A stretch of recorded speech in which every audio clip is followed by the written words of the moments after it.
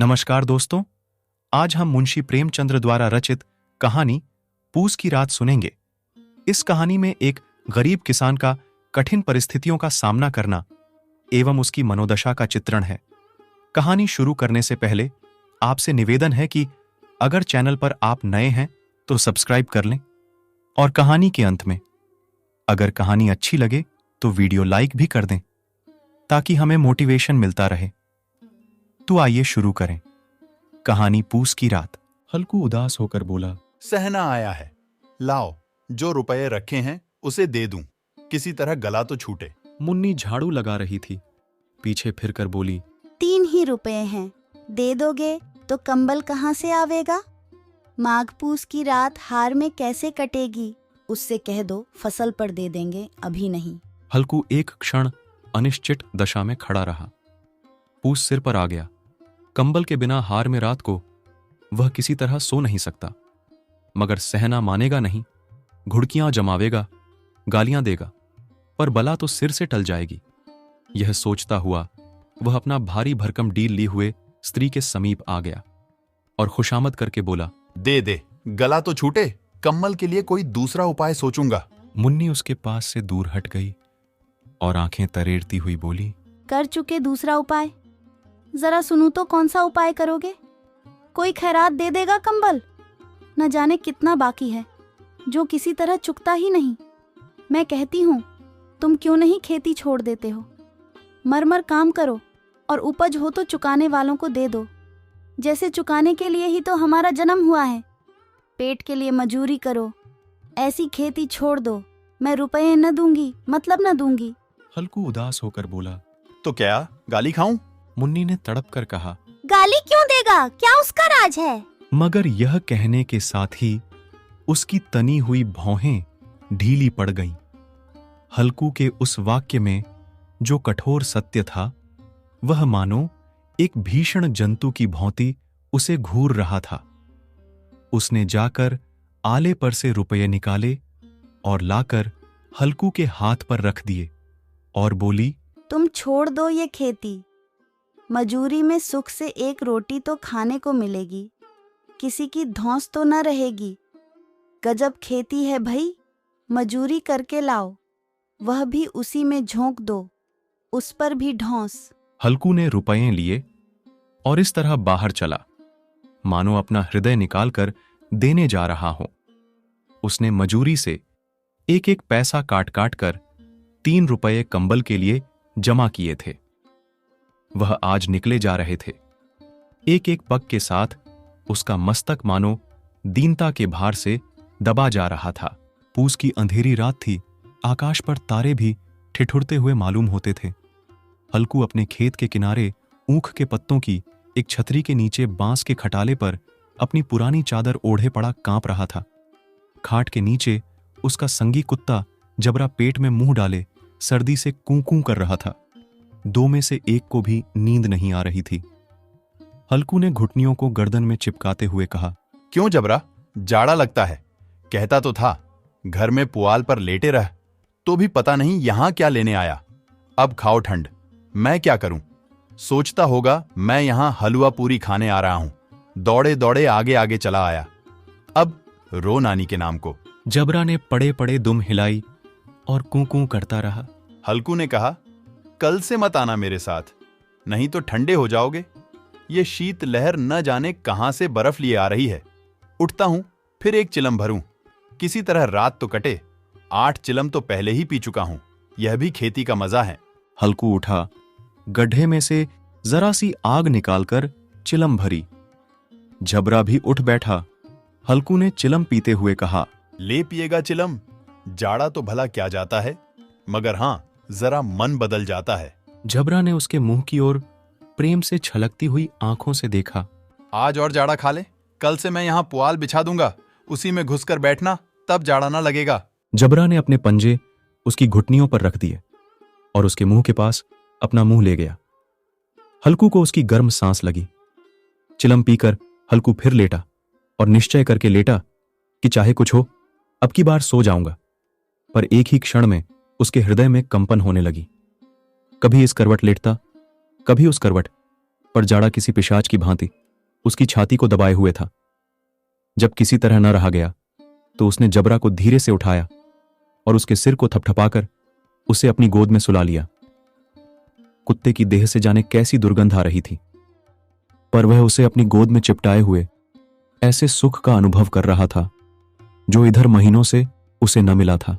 जबरा शायद यह समझ रहा था कि स्वर्ग यहीं है, और हल्कू की पवित्र आत्मा में तो उस कुत्ते के प्रति घृणा की गंध तक न थी। अपने किसी अभिन्न मित्र या भाई को भी वह इतनी ही तत्परता से गले लगाता। वह अपनी दीनता से आहत न था जिसने आज उसे इस दशा को पहुंचा दिया। इस अनोखी मैत्री ने जैसे उनके आत्मा के सब द्वार खोल दिए थे और उनका एक एक अणु प्रकाश से चमक रहा था। सहसा जबरा ने किसी जानवर की आहट पाई। इस विशेष आत्मीयता ने उसमें एक नई स्फूर्ति पैदा कर दी थी जो हवा के ठंडे झोंकों को तुच्छ समझती थी। वह झपट कर उठा और छपरी से बाहर आकर भौंकने लगा। हल्कू ने उसे कई बार पुकार कर बुलाया, पर वह उसके पास न आया। हार में चारों तरफ दौड़ दौड़ कर भौंकता रहा। एक क्षण के लिए आ भी जाता तो तुरंत ही फिर दौड़ता। कर्तव्य उसके हृदय में अरमान की भांति उछल रहा था। 1 घंटा और गुजर गया। रात ने शीत को हवा से धधकाना शुरू किया। हल्कू उठ बैठा और दोनों घुटनों को छाती से मिलाकर सिर को उसमें छिपा लिया। फिर भी ठंड कम न हुई। ऐसा जान पड़ता था मानो सारा रक्त जम गया है, धमनियों में रक्त की जगह हिम बह रहा हो। उसने झुककर आकाश की ओर देखा। अभी कितनी रात बाकी है, पर सप्तर्षि अभी आकाश में आधे भी नहीं चढ़े थे। पूरे ऊपर आ जाएंगे तब कहीं सवेरा होगा। हल्कू के खेत से कोई थोड़ी दूर पर आमों का एक बाग था। पतझड़ शुरू हो गई थी। बाग में पत्तियों का ढेर लगा हुआ था। हल्कू ने सोचा चलकर पत्तियों को बटोर लूं और उन्हें जलाकर खूब तापूं, पर रात को कोई मुझे पत्तियों को बटोरते देखे तो समझे कोई भूत है, और भला कौन जाने वहां कोई जानवर ही छिपा बैठा हो। मगर अब तो बैठे नहीं रहा जाता। उसने पास के अरहर के खेत में जाकर कई पौधे उखाड़ लिए और उनका एक झाड़ू बनाकर हाथ में सुलगता हुआ उपला लिए बगीचे की तरफ चला। जबरा ने उसे आते देखा और पास आकर दुम हिलाने लगा। हल्कू ने कहा, अब तो नहीं रहा जाता जबरू, चलो बगीचे में पत्तियों को बटोर कर तापें। थोड़े गर्म हो जाएंगे तो फिर आकर सोएंगे, अभी तो बहुत रात है। जबरा ने कूं कूं कर सहमति प्रकट की और आगे आगे बगीचे की ओर चला। बगीचे में खूब अंधेरा छाया हुआ था और अंधकार में निर्दय पवन पत्तियों को कुचलता हुआ चला जाता था। वृक्षों से ओस की बूंदें टप टप नीचे टपक रही थीं। एकाएक एक झोंका मेहंदी के फूलों की खुशबू लिए हुए आया। हल्कू ने कहा, कैसी अच्छी महक आई जबरू, तुम्हारी नाक में भी तो सुगंध आ रही होगी। जबरा को कहीं जमीन पर एक हड्डी पड़ी मिल गई थी। वह उसे निचोड़ रहा था। हल्कू ने आग जमीन पर रख दी और पत्तियों को बटोरने लगा। जरा देर में पत्तियों का ढेर लग गया था। हाथ ठिठुरे जाते थे, नंगे पांव गले जाते थे और वह पत्तियों का पहाड़ खड़ा कर रहा था। इसी अलाव में वह ठंड को जलाकर भस्म कर देगा। थोड़ी देर में अलाव जल उठा। उसकी लौ ऊपर वाले वृक्ष की पत्तियों को छू छू कर भागने लगी। उस अस्थिर प्रकाश में बगीचे के विशाल वृक्ष ऐसे मालूम होते थे मानो उस अथाह अंधकार को अपने सिरों पर संभाले हुए हों। अंधकार के उस अनंत सागर में यह प्रकाश एक नौका के समान हिलता मचलता हुआ जान पड़ता था। हल्कू अलाव के सामने बैठा आग ताप रहा था। एक क्षण में उसने दोहर उतारकर बगल में दबा ली। दोनों पांव फैला दिए मानो ठंड को ललकार रहा हो कि तेरे जी में जो आए सो कर। ठंड की असीम शक्ति पर विजय पाकर वह विजय गर्व को हृदय में छिपा न सकता था। उसने जबरा से कहा, क्यों जबरा, अब ठंड नहीं लग रही है?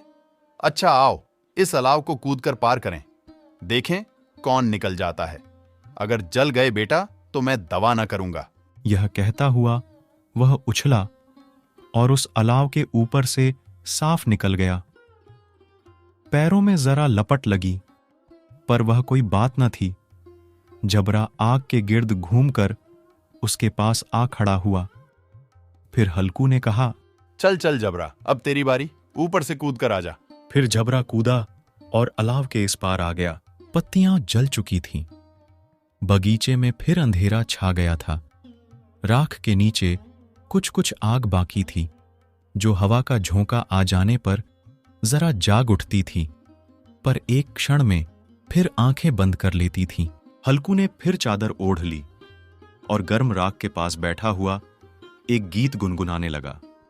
उसके बदन में गर्मी आ गई थी, पर ज्यों-ज्यों शीत बढ़ती जाती थी, उसे आलस्य दबाए लेता था। जबरा जोर से भौंककर खेत की ओर भागा। हल्कू को ऐसा मालूम हुआ कि जानवरों का एक झुंड खेत में आया है। शायद नील गायों का झुंड था। उनके कूदने दौड़ने की आवाजें साफ कान में आ रही थीं। फिर ऐसा मालूम हुआ कि खेत में चर रही हैं। उनके चबाने की आवाज चर चर सुनाई देने लगी। उसने दिल में कहा, जबरा के होते कोई जानवर खेत में नहीं आ सकता। नोच ही डाले। मुझे भ्रम हो रहा है और अब तो कुछ नहीं सुनाई देता। मुझे भी कैसा धोखा हुआ। उसने जोर से जबरा को आवाज लगाई और जबरा भौंकता रहा, लेकिन उसके पास ना आया। फिर खेत के चरे जाने की आहट मिली। अब वह अपने को धोखा ना दे सका। उसे अपनी जगह से हिलना जहर लग रहा था। कैसा दंडाया हुआ बैठा था।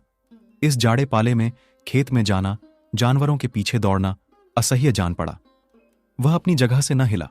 उसने जोर से आवाज लगाई, हिलो हिलो हिलो, और बोला, जानवर खेत चर रहे थे। फसल तैयार हैं। कैसी अच्छी खेती है, पर ये दुष्ट जानवर उसका सर्वनाश किए डालते हैं।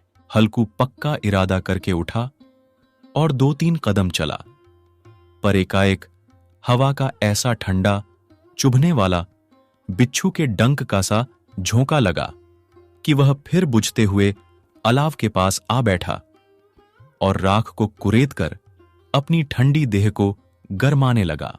जबरा अपना गला फाड़ डालता था। नील गाय खेत का सफाया किए डालती थी और हल्कू गर्म राख के पास शांत बैठा हुआ था। अकर्मण्यता ने रस्सियों की भांति उसे चारों तरफ से जकड़ रखा था।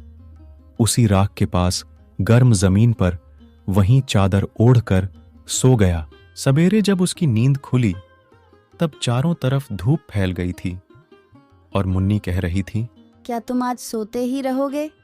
तुम यहाँ आकर रम गए और उधर सारा खेत चौपट हो गया। हल्कू ने उठकर कहा, क्या तू खेत से होकर आ रही है?